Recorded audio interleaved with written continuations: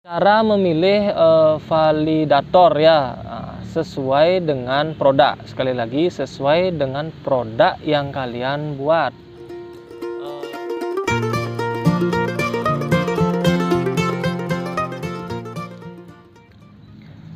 Oke, selamat datang kembali adik-adik mahasiswa di channel saya, yaitu Alkafiana Channel yang masih khusus membahas tentang skripsi. Mungkin ada yang berkaitan dengan tesis juga sedikit ya. Nah, di video kali ini saya akan menjawab kembali sebuah pertanyaan dari subscriber ya. Saya yakin ini masih mahasiswa dan penelitiannya juga sedang R&D ya, Research and Development, penelitian pengembangan sudah pasti. Nah, saya mendapatkan pertanyaan kemarin yaitu bagaimana cara menentukan validator untuk penelitian pengembangan seperti itu. Nah, itu sih arahnya sih ke sana. Nah, ini kalian bisa cek nanti di sini mungkin ya, di sini untuk yang bertanya ya. Nah, sebelumnya saya sudah sempat juga bahas tentang langkah-langkah metode penelitian pengembangan. Nah, kalian bisa cek di video saya di sini juga, yaitu tentang research and development atau penelitian pengembangan, bagaimana langkahnya sampai langkah terakhir. Nah, ini secara khusus akan saya buatkan sebuah video bagaimana cara menentukan validator, yaitu validator yang akan memvalidasi produk penelitian kalian. Oke, untuk langkah-langkah penelitian dari pengembangan itu saya tidak akan bahas lagi bagaimana langkah dari awal ya. Saya anggap kalian sekarang sedang berada pada sudah selesai pada tahap pengembangan produk. Nah, setelah selesai pengembangan produk, kalian akan melakukan validasi produk namanya. Dan sebelumnya juga di metode penelitian ini sudah pasti dijelaskan juga.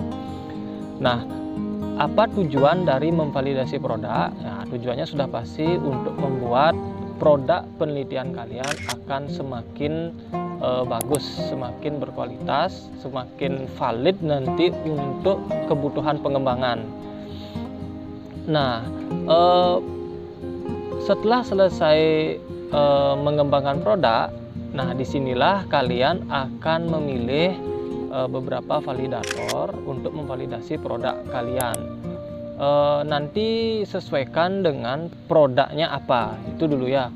Kalau dalam ranah penelitian pendidikan ya, beberapa produk-produk penelitian saya contohkan ada kurikulum, ada modul, ada LKS, buku ajar, buku teks, handout atau apa namanya layout ya, layout untuk belajar, kemudian mungkin juga produk-produk yang digital ya, saya pikir seperti PowerPoint, video pembelajaran, kemudian dan produk digital lainnya, atau mungkin Anda mengemas sebuah produk materi pembelajaran secara online, bisa diakses apalah dan lain sebagainya, produk yang ingin kalian kembangkan ya.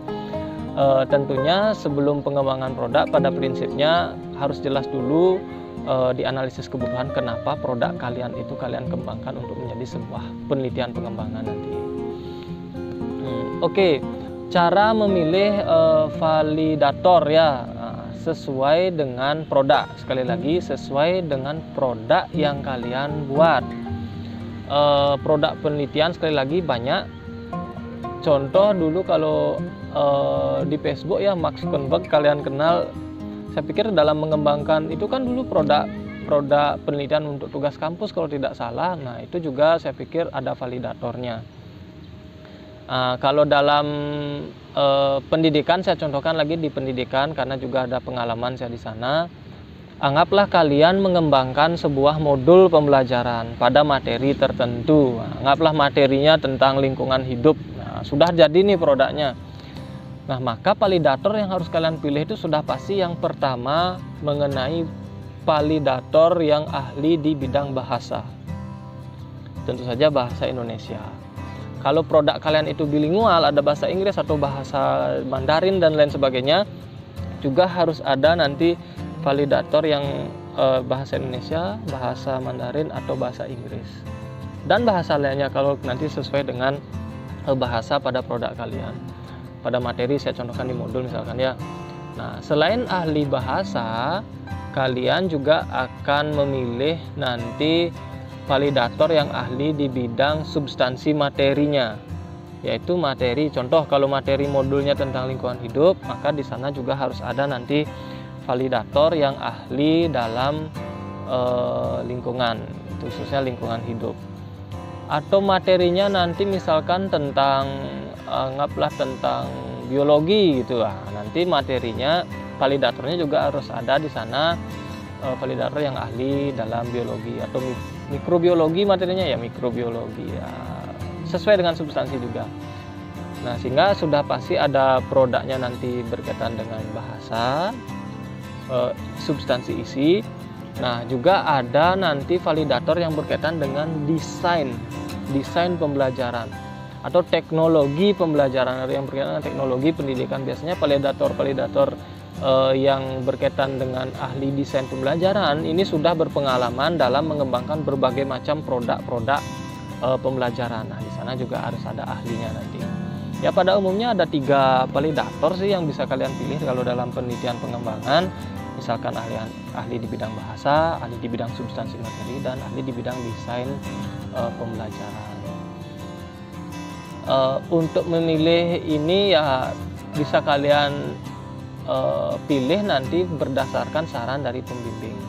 Siapa kira-kira validator yang kalian mau pilih. Tentu saja pembimbing tidak akan menyarankan si pembimbing itu sendiri menjadi validator supaya tidak merepotkan lagi. Dan juga supaya nanti dapat masukan yang semakin bervariasi ya untuk pengembangan produk. Nah, itu contoh dalam produk pendidikan ya.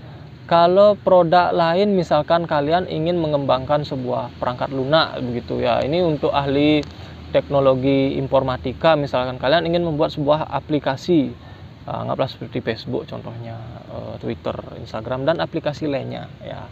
Tentu saja juga pada nanti dalam memilih ahli itu kalian juga harus menyesuaikan dengan kriteria produknya ya. Contoh misalkan kalau itu sebuah aplikasi perangkat lunak seperti software ya misalkan, nah kalian sudah harus nanti di sana ada validator bidang teknologi informatika atau yang ahli di bidang perangkat lunak itu. Selain nanti ada ahli bahasa dan juga substansi kalau di sana nanti kalian mengembangkan sebuah perangkat lunak.